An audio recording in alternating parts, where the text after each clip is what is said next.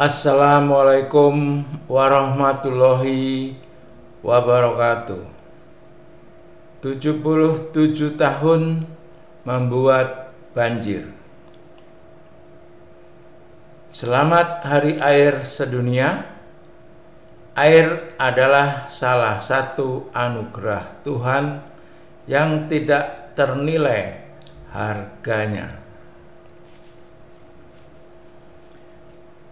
Satu-satunya sumber air di bumi ini adalah dari turunnya hujan. Mari kita gunakan momentum Hari Air Sedunia yang ke-30 tahun ini dengan mengelola turunnya hujan yang benar sesuai petunjuk Allah SWT dalam Al-Quran dan undang-undang atau peraturan pemerintah di Indonesia. 77 tahun membuat banjir. Ini yang terjadi di Indonesia. Hukum Allah, petunjuk untuk 7,8 miliar manusia di bumi.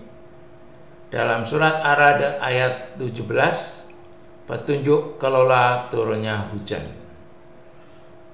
Kemudian hukum manusia, petunjuk untuk 273 juta manusia atau masyarakat di Indonesia, yaitu Undang-Undang Nomor 3 Tahun 2022 tentang Ibu Kota Negara, yaitu kota SPON, jadi kota yang meresapkan hujan.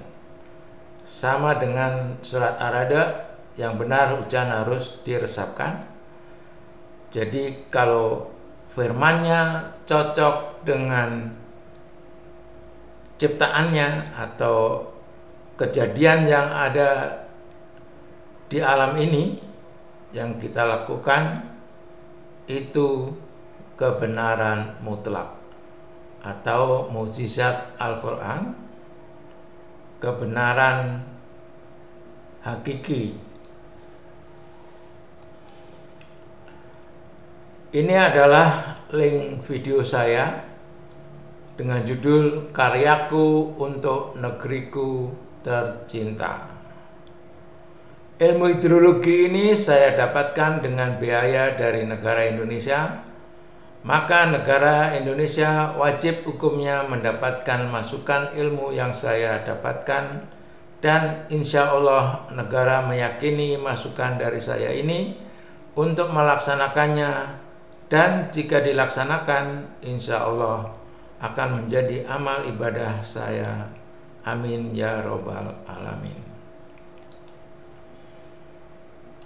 Hukum Allah dalam mengelola turunnya hujan yang sudah berusia 1443 Hijriah, petunjuk kelola hujan yang benar yaitu di collection atau diresapkan atau meresapkan air hujan.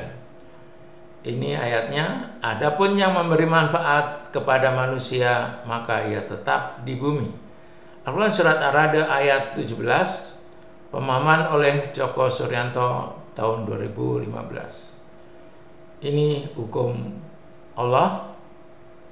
Hukum manusia, Peraturan Menteri Pekerjaan Umum Nomor 12/PRT/M tahun 2014. Dalam drainase ramah lingkungan, justru air kelebihan pada musim hujan harus dikelola sedemikian rupa sehingga tidak mengalir secepatnya ke sungai. Nah, selama 77 tahun kalau hujan langsung dibuang melalui drainase konvensional, ini berdampak banjir. Namun diusahakan meresap ke dalam tanah guna meningkatkan kandungan air tanah untuk cadangan pada musim kemarau.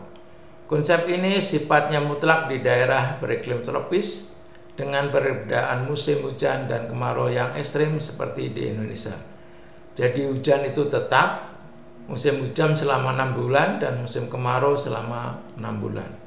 Jadi selama musim hujan, kalau hujan diresapkan sesuai petunjuk Allah dan sesuai peraturan menteri ini, insya Allah di musim kemarau kita tidak akan kekeringan. Ini ada di lampiran 1 halaman 4 tahun 2014.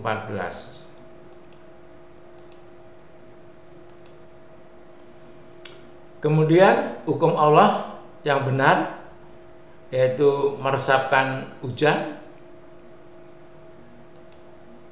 Adapun yang memberi manfaat kepada manusia, maka ia tetap di bumi. Al-Quran Surat Ar-Ra'd ayat 17, pemahaman oleh Djoko Suryanto.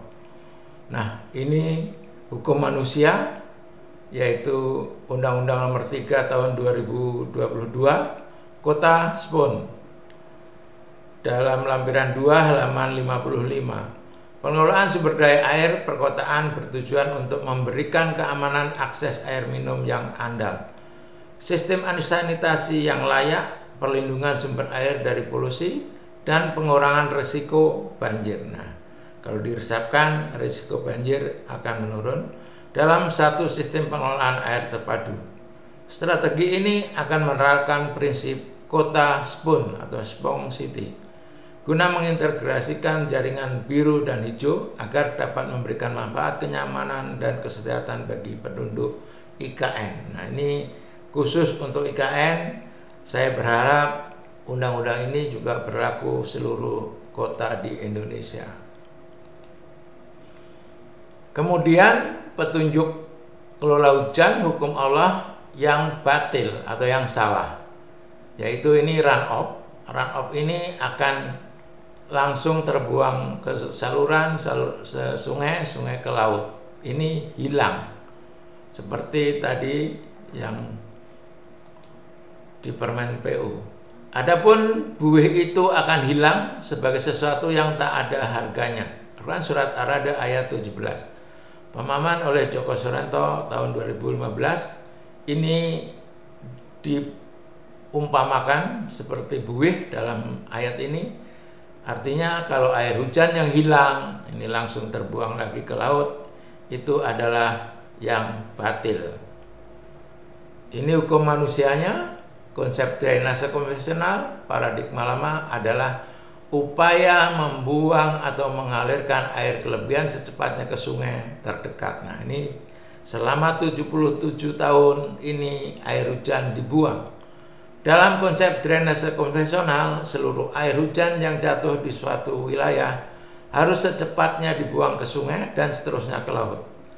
Dampak dari konsep ini adalah kekeringan yang terjadi di mana-mana, banjir, dan juga longsor. Nah, ini Permen PU nomor 12 tahun 2014 di halaman 3 pada lampiran 1. Nah, cocok. Jadi firmannya cocok dengan ciptaannya atau dengan peristiwa alamnya. Jadi kalau kita melakukan membuang hujan ini, peristiwa alamnya yang telah kita lakukan selama 77 tahun, itu batil, perbuatan batil, dan berdampak banjir, longsor, dan kekeringan. Nah, ini buktinya